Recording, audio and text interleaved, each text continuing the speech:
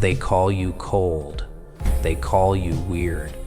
They call you antisocial because you'd rather sit with a dog than share a table with people who smile with their mouths but never with their eyes. They don't understand. They never will.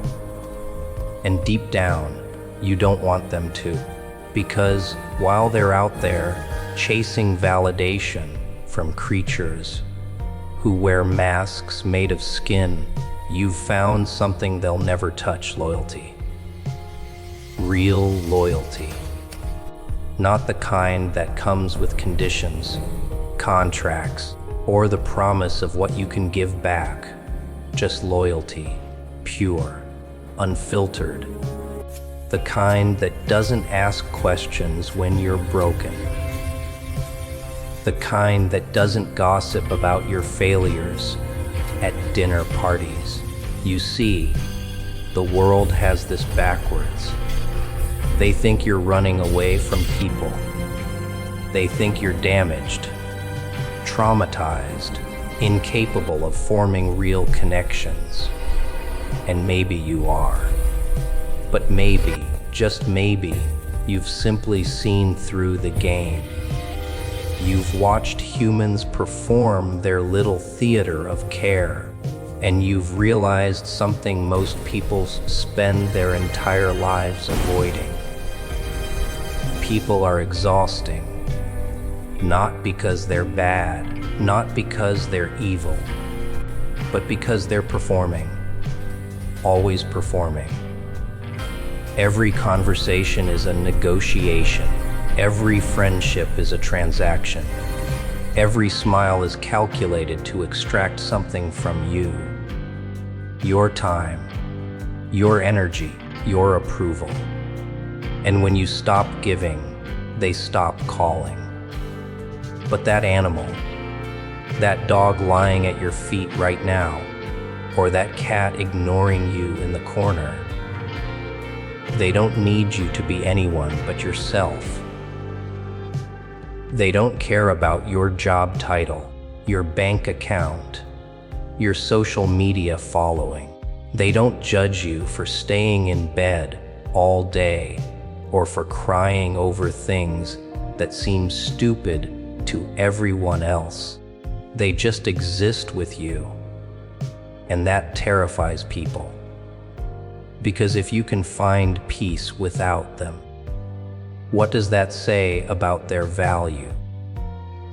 You've been conditioned your whole life to believe that human connection is the pinnacle of existence, that a life without parties, networking events, and shallow conversations about the weather is a life wasted. They feed you this narrative from birth. Family is everything. Friends complete you. Community is essential.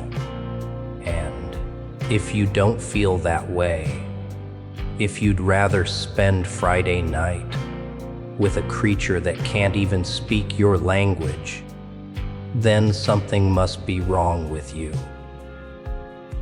But here's the truth they don't want you to realize. Most human relationships are parasitic. Not all, but most. People attach themselves to you when you're useful, when you're entertaining, when you make them feel good about themselves. But the moment you're struggling, the moment you're not fun anymore, they disappear. They don't ghost you because they're cruel. They ghost you because you stopped serving a function in their story. You became a burden instead of a benefit, and that's when you learn who people really are. They're users, emotional vampires disguised as friends, family, lovers. They take and take and take until you're hollow, and then they act confused when you withdraw, when you build walls, when you choose the company of something that doesn't demand a performance, just to earn its presence. Animals don't do that. A dog doesn't love you because you're successful.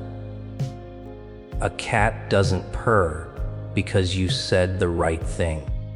They exist in a state of honesty that humans have forgotten how to access. And when you've been burned enough times by people who promised forever but delivered nothing, you start to see the value in that honesty. People will tell you it's unhealthy. Therapists will use words like avoidance and projection. They'll say you're using animals as a substitute for real connection, as if their version of connection is somehow superior just because it involves language and shared Netflix passwords. But you know better. You've felt the difference.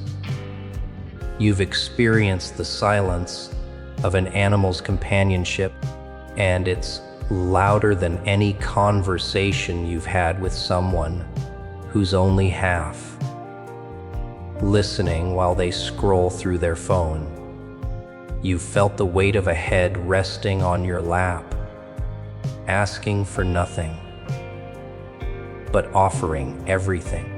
And you've compared it to the weight of human expectations that crush you slowly over years. Which one feels more real? Which one actually fills the void?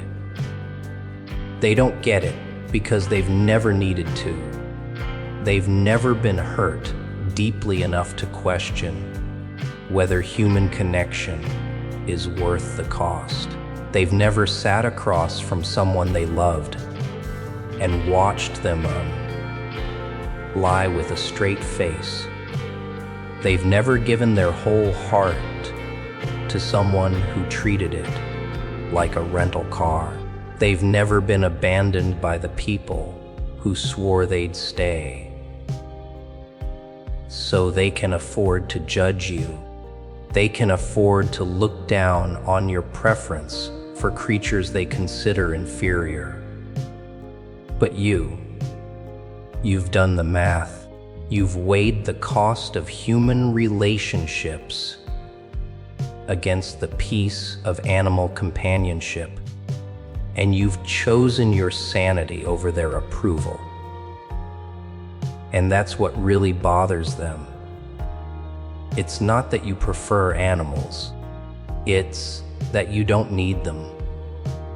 You've found a way to exist without feeding their egos, without playing their games, without pretending that their drama is important.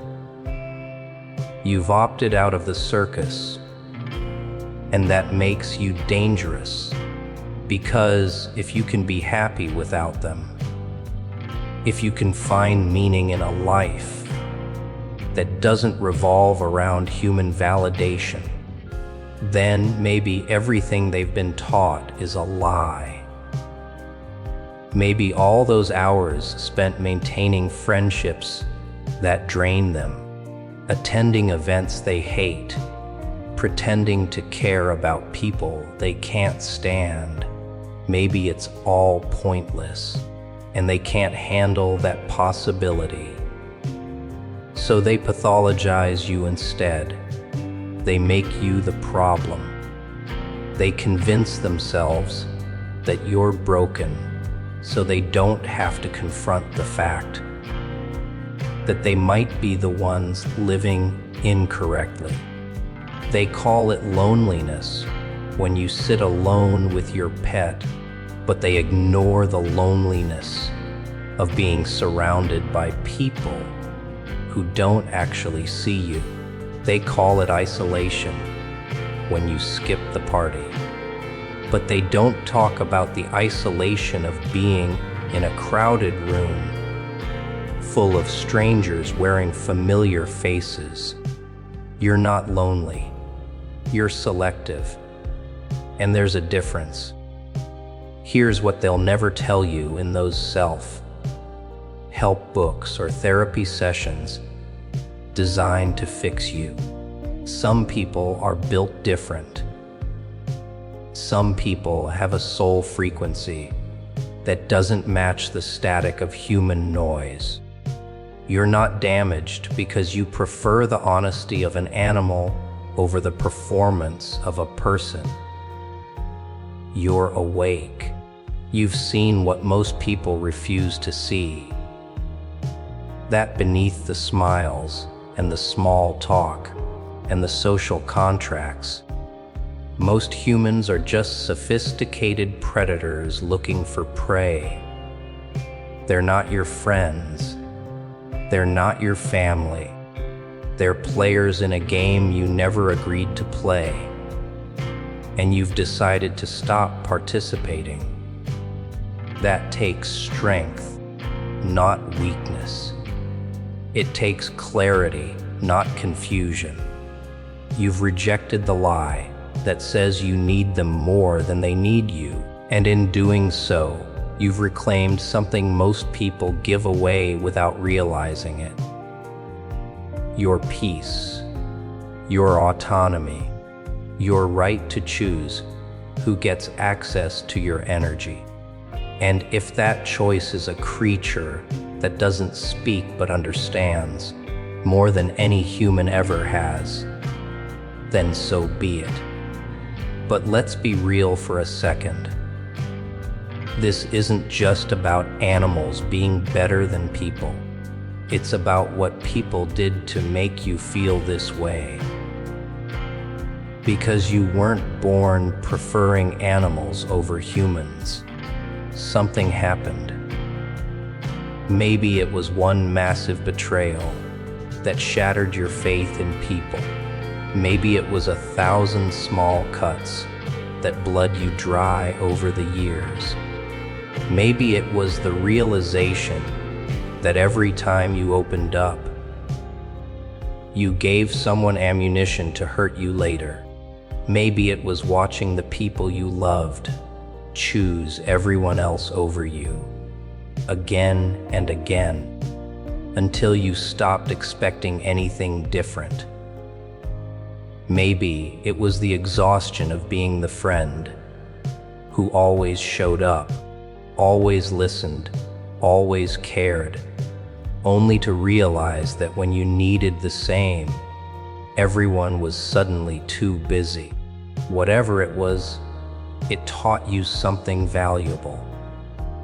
People will hurt you in ways animals never will. Not because animals are perfect, but because they operate without malice. A dog might chew your shoes, but it won't gaslight you about it. A cat might ignore you, but it won't pretend to care, while secretly judging everything you do. Animals exist in a space of pure intention. They don't manipulate. They don't scheme. They don't say one thing and mean another. And after spending years navigating the minefield of human interaction, that simplicity feels like salvation. So when someone asks why you prefer animals over people, the real question they're asking is, why don't you want to suffer like the rest of us? Why don't you want to participate in the shared delusion that human connection is always worth the pain? And the answer is simple. Because you've already paid that price.